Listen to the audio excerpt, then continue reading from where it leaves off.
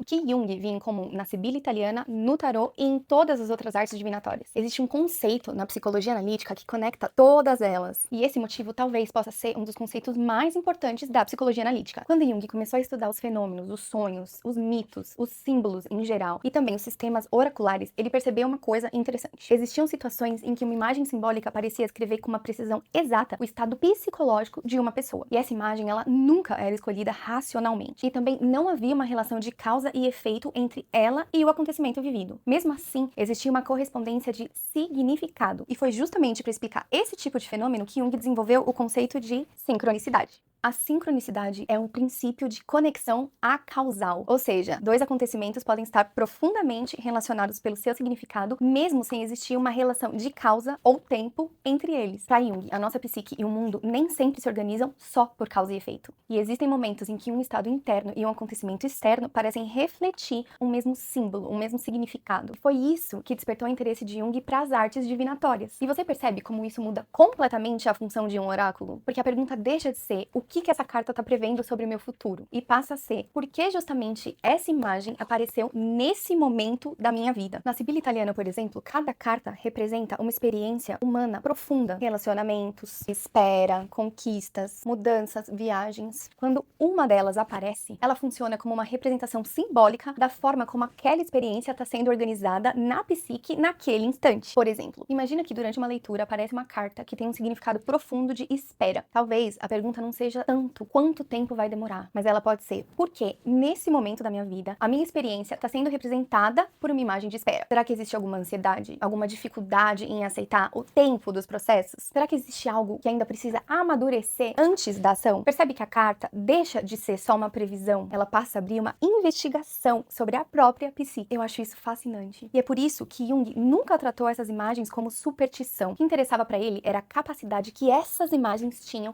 de revelar o conteúdo inconsciente através dos símbolos. O símbolo funciona como uma ponte entre aquilo que a gente conscientemente já sabe e aquilo que a gente ainda está organizando no nosso subconsciente. E é muitas vezes justamente essa ponte que produz os maiores insights dentro de uma leitura. Então, a pergunta mais importante diante de uma carta nunca vai ser o que vai acontecer comigo, qual é o meu futuro, mas sim o que essa imagem está tentando tornar consciente dentro de mim. Quando a leitura é feita dessa forma, o oráculo deixa de ser um instrumento de previsão e ele passa a ser um instrumento de transformação, uma ferramenta de ampliação simbólica e autoconhecimento. É isso, pessoal. Espero que esse vídeo tenha ajudado vocês a entenderem um pouco melhor por que Jung se interessou pelo tarô e por outras artes divinatórias. O foco sempre foi compreender como as imagens simbólicas podem dialogar com a organização interna da nossa psique. Já me segue para não perder mais nenhum conteúdo por aqui.